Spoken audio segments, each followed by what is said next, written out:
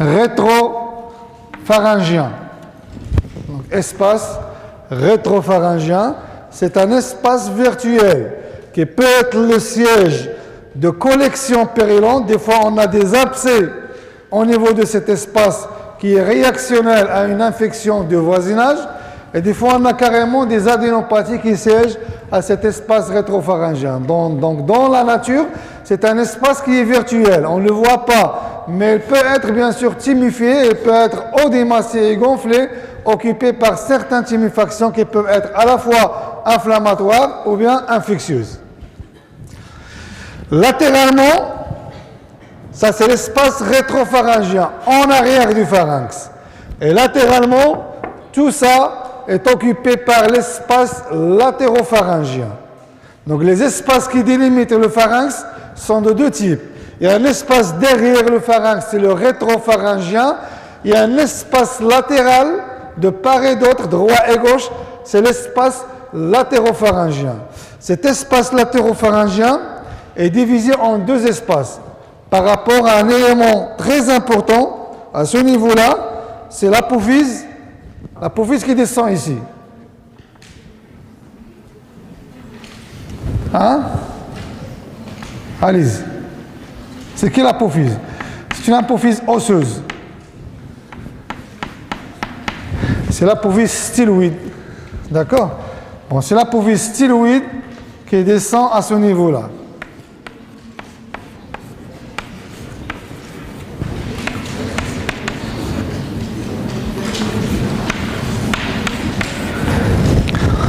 L'apophyse styloïde qui descend de la région mastoïdienne derrière la branche montante de la mandibule. On peut la voir sur une coupe scanographique qui passe par C1, C2. Donc ce sont des coupes anatomiques qui sont à la base des coupes du scanner. Donc le scanner, lorsqu'on demande un scanner axial, va voir ces éléments-là. Donc on doit maîtriser donc cette disposition anatomique pour mieux, bien sûr, lire ces coupes scanographiques. Donc sur cette apophyse styloïde s'insèrent plusieurs muscles et plusieurs ligaments. Quels sont les muscles qui s'insèrent sur l'apophyse styloïde? Stylo-éoïdien, on a vu deux muscles. Une dans la coupe frontale de la langue, c'est le stylo-glosse. Hein? Vous ne vous rappelez pas de ça. Donc le stylo-éoïdien il est devant vous. De l'apophyse styloïde à l'osioïde, hier on a vu le styloglosse qui s'étend de l'apophyse styloïde et qui se perd dans la masse de la langue. Et il y a troisièmement le stylopharyngien qui descend dans le pharynx, on va le voir lorsqu'on va parler du pharynx. Et donc vous avez trois muscles. Vous allez les mettre ici, styloïdien, styloglosse et stylopharyngien. Vous les mettez ici, d'accord? Les noms des muscles. Stylo-éoïdien, styloglosse, stylopharyngien.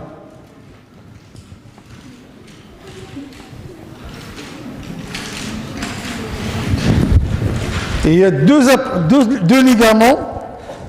Le premier ligament, c'est là, c'est le stylomandibulaire qui s'étend de l'apophyse styloïde vers la mandibule, le bord postérieur de la mandibule. Et vous avez le stylo-éoïdien. Donc, ligament stylomandibulaire et stylo-éoïdien.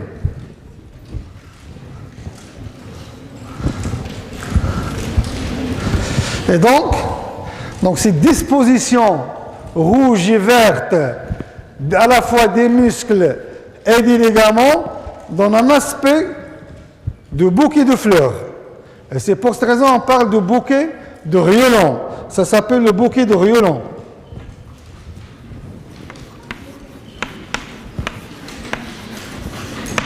Le bouquet de riolan, c'est cette disposition anatomique d'insertion musculaire et ligamentaire sur l'apophyse styloïde. Donc, de l'aponevrose pharyngo-basilaire se détache une autre extension qui va vers l'apophyse styloïde et qui s'étend aussi vers la pharyngo-basilaire. Voilà. Et donc, ça s'appelle le rideau, c'est un rideau qui sépare l'espace latéropharyngé en deux espaces. C'est le rideau stylien. Donc, il contracte son nom de l'apophyse styloïde. Le rideau stylien.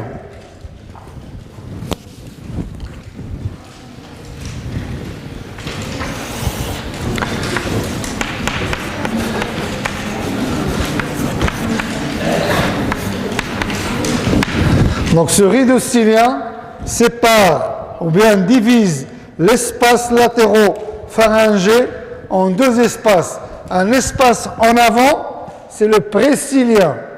Un espace en arrière, c'est le rétrocylien. Pré et rétro.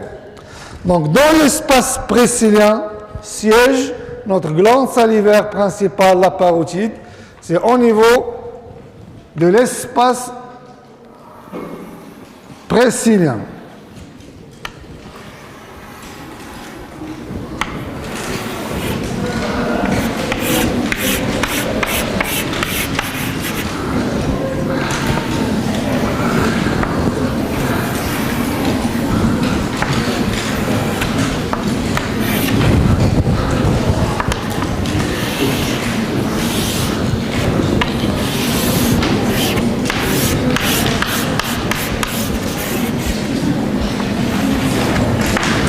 Mettez glande parotide.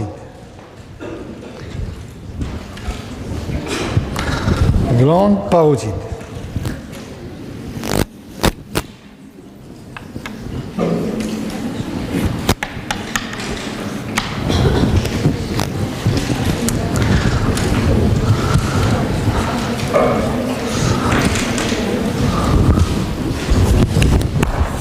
On va revenir donc sur la description.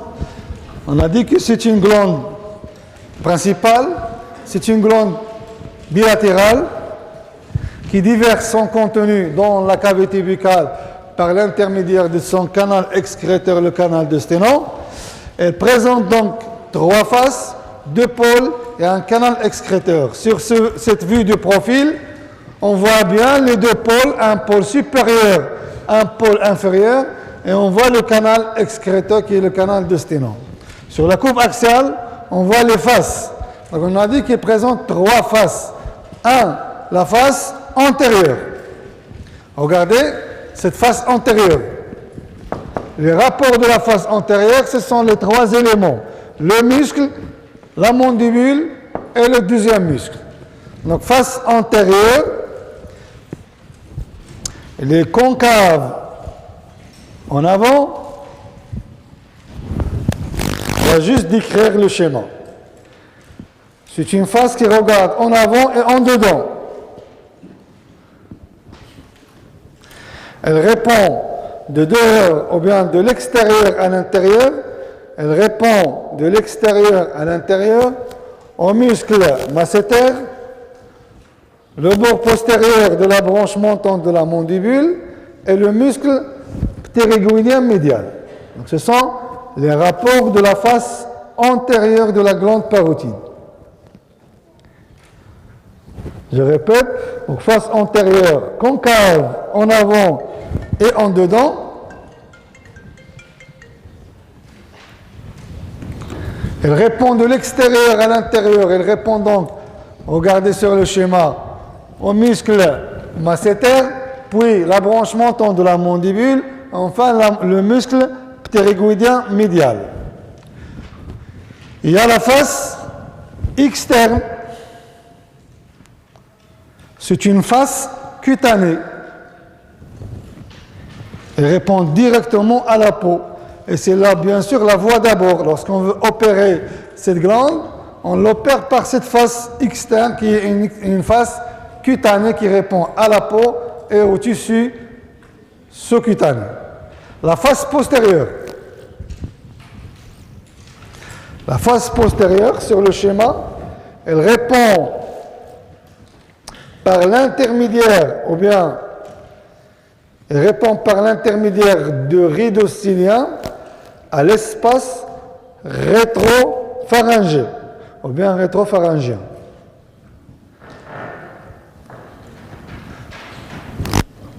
Elle répond en arrière à l'espace rétropharyngien, dont il est séparé par ce rideau cilien.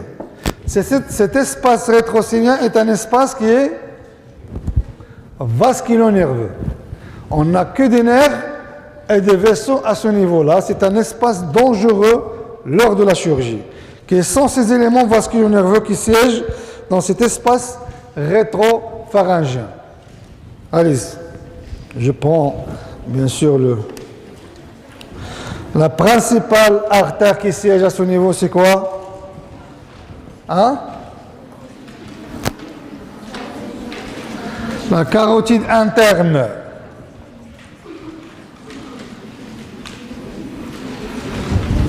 Et après, vous avez la veine jugulaire interne.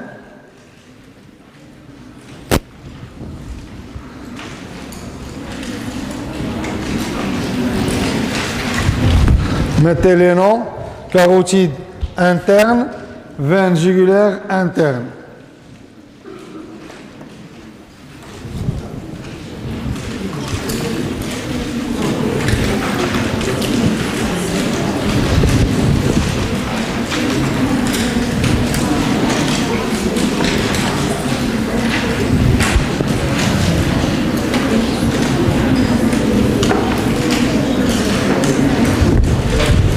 Après ça, vous avez des nerfs.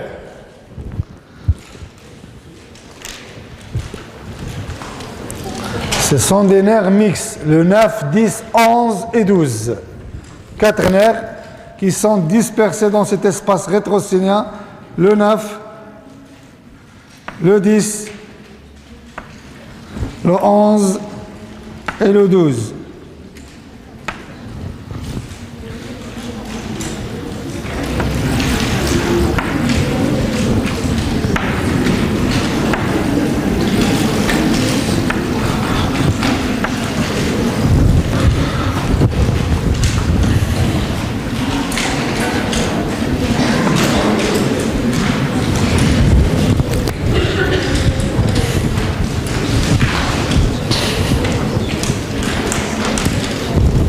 Donc mettez les noms.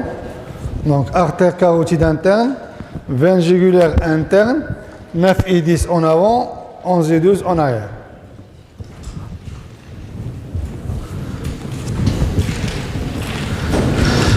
Donc cette paroi postérieure répond donc par l'intermédiaire du rideau cilien à l'espace rétropharyngien, qui est un espace vasculo-nerveux où siège l'artère carotide interne, la veine jugulaire interne et les nerfs 9, 10, 11 et 12e paire crânien.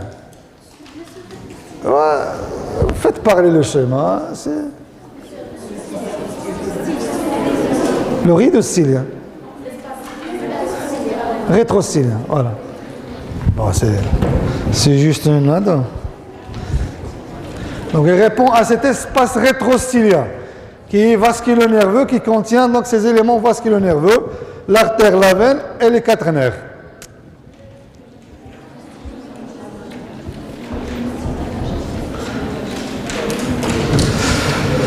Bon, on va schématiser aussi le départ du canal de Sténon. Mettez le départ du canal de Sténon qui va vers la cavité buccale en traversant le muscle masséter pour aller bien sûr se déverser dans la cavité buccale et de s'ouvrir dans la cavité buccale. Donc, canal de Sténon.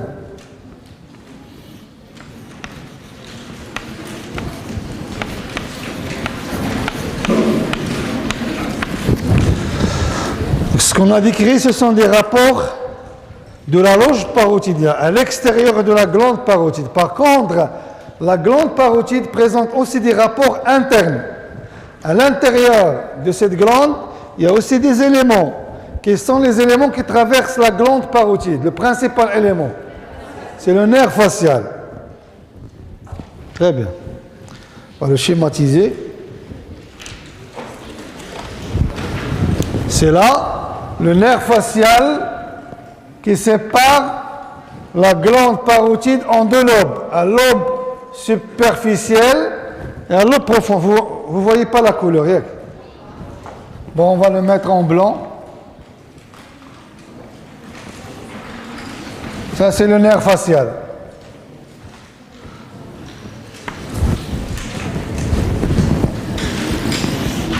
Le nerf facial.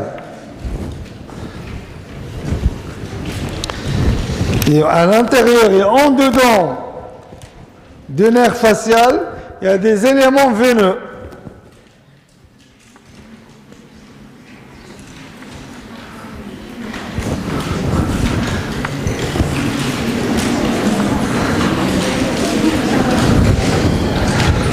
Donc, il y a la veine rétromandibulaire, il y a la veine maxillaire interne communicante qui vont donner par la suite la veine communicante intermédiaire entre le système jugulaire externe et le système jugulaire interne.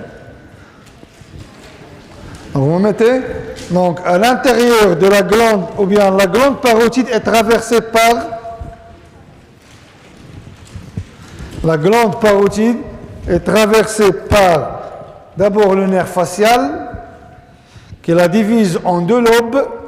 C'est à ce niveau-là où le nerf facial va se terminer en donnant ces deux troncs, le tronc supérieur et le tronc inférieur, qui va se ramifier et se bifurquer aussi à la manière d'une patte doigt à l'intérieur de la glande parotide. Donc permettant donc de diviser cette glande en deux lobes. Il y a un lobe à l'extérieur du nerf facial, c'est le lobe superficiel, et un autre lobe à l'intérieur, c'est le lobe profond. Et en dedans de ce nerf facial, il y a des éléments vasculo-nerveux qui passent dans, bien sûr, cet espace-là.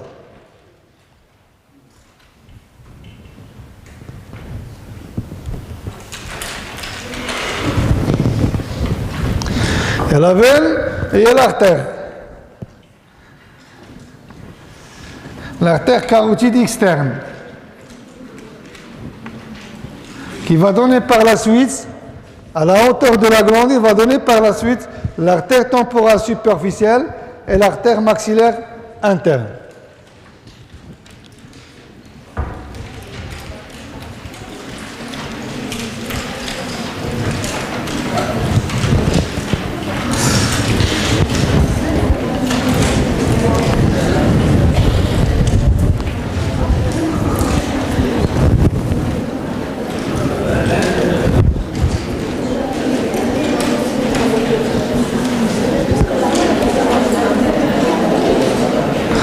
Allez-y. Donc c'est clair pour la glande parotide. Donc c'est une glande, je répète, c'est une glande qui siège dans cette dépression formée en avant par la branche montante de la mandibule et en arrière ce plan musculaire, s'il vous plaît. Donc cette glande, elle est bilatérale avec deux pôles, un pôle supérieur, bien sûr qui avoisine l'apophyse ou bien l'arcade zygomatique, un bord inférieur qui dépasse des fois le bord inférieur de la mandibule, un canal excréteur qui est situé horizontalement, elle passe au-dessus du muscle sternocléidomastoïdien, elle pénètre à l'intérieur de la cavité buccale sous le muscle buccinateur pour s'ouvrir au niveau de son orifice qui siège au contact de la première prémolaire supérieure. À côté des pôles et du canal excréteur, vous avez trois faces. Une face antérieure qui est concave, qui regarde en avant et en dedans et qui répond de l'extérieur à l'intérieur au muscle masséter, la branche montante de la mandibule et troisièmement le muscle ptérygoïdien médial. Vous avez en arrière la paroi postérieure. Là aussi, c'est une paroi qui regarde en arrière et en dedans et qui répond à l'espace rétrostylien. C'est un espace vasculo-nerveux dont il est séparé par le rideau stylien. Donc cet espace rétrostylien contient à la fois l'artère carotide interne, la veine jugulaire interne et les quatre nerfs mixtes. Troisièmement, vous avez la face externe. C'est une face qui est convexe, qui est superficielle, qui répond directement à la peau. Et on va schématiser donc la peau. Voilà.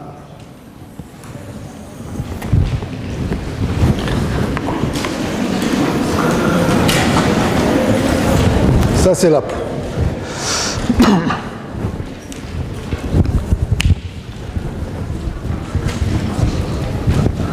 Donc, A face, B, pôle supérieur et inférieur, et enfin, canal excréteur.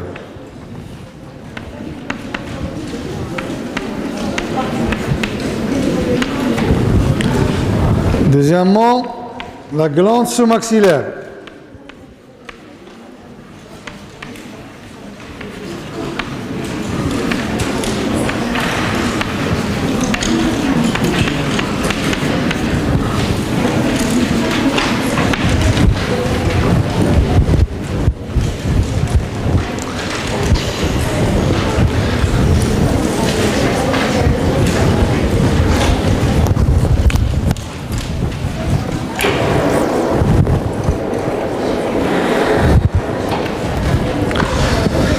Donc c'est la deuxième glande salivaire principale. C'est la deuxième glande salivaire principale.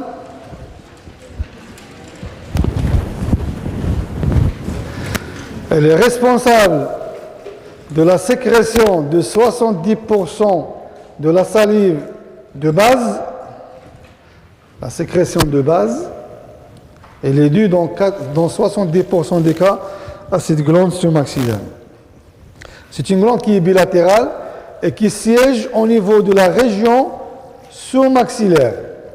La région sous-maxillaire, c'est une région supra-hyoïdienne latérale, parce que la région supra-hyoïdienne est divisée en deux parties. Il y a la supra-hyoïdienne antérieure, c'est-à-dire sous-mentale, et il y a la supra-hyoïdienne latérale, c'est la région sous-maxillaire. Donc, elle siège dans la région sous-maxillaire, au contact de la fossette sous-maxillaire de la branche horizontale de la mandibule. Il est au contact de la branche horizontale de la mandibule. Donc une partie sera cachée par la mandibule et une deuxième partie qui est visible au niveau du cou. Donc c'est une glande qui siège dans cette région sous-maxillaire au contact de la branche horizontale de la mandibule. Entre les muscles de la région sus-hyoïdien ou bien entre les muscles du plancher buccal. Entre les muscles du plancher buccal.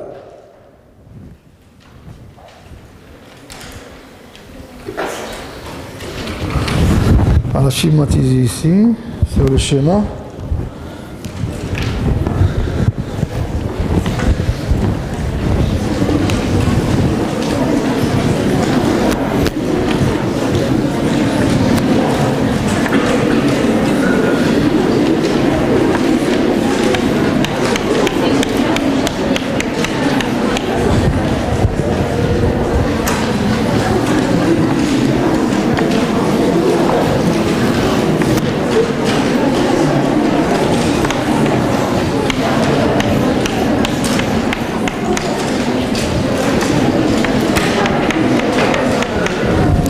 Allez, yes.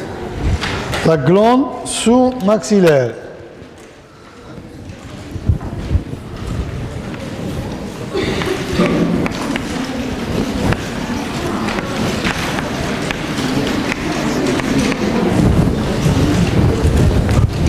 Glande sous-maxillaire. Donc cette glande divers son contenu par l'intermédiaire de ce canal de Barton qui siège au niveau du plancher buccal.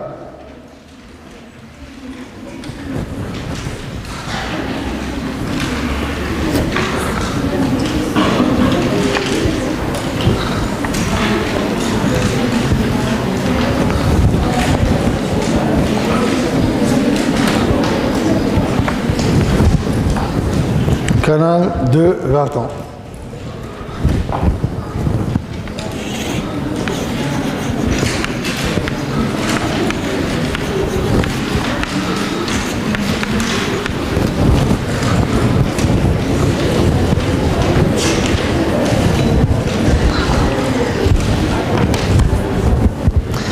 la glande surmaxillaire. Et c'est une glande généralement qui a trois faces. Une face externe qui répond à la mandibule, c'est la face supério-externe. Et il y a la face infério-externe qui est cutanée. Et il y a la face interne qui est musculaire qui répond au plancher buccal. C'est une masse, ou bien c'est une glande qui sécrète ou bien qui excrète son contenu salivaire au niveau du plancher buccal par l'intermédiaire de ce canal excréteur qui va s'ouvrir au niveau de ce qu'on appelle les coroncules. Les coroncules, ce sont ces deux petites tubercules qui siègent de part et d'autre du frein de la langue au niveau du plancher buccal. La troisième glande,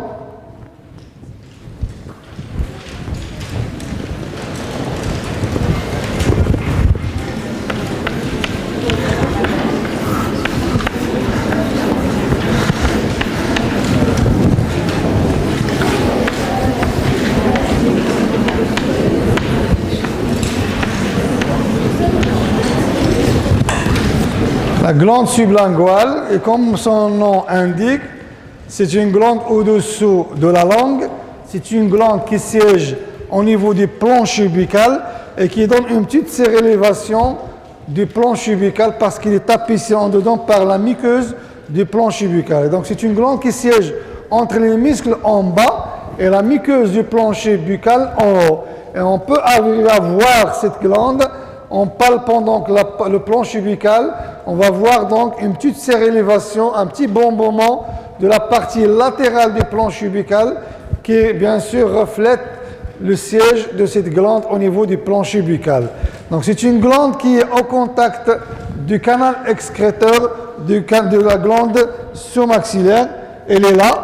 On veut schématiser, si on veut schématiser la glande surmandibulaire, elle siège à ce niveau-là. Donc, au contact du canal excréteur, c'est la glande sublinguale.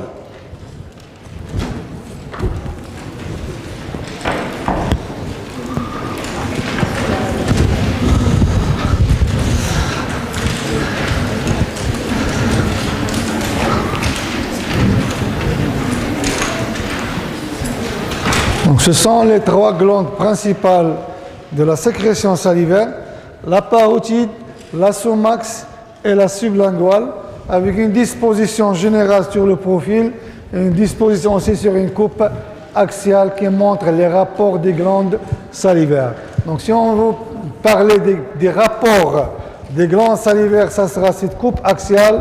Pour la disposition et la situation générale, ça sera donc ce schéma de profil. Est-ce que vous avez des questions ?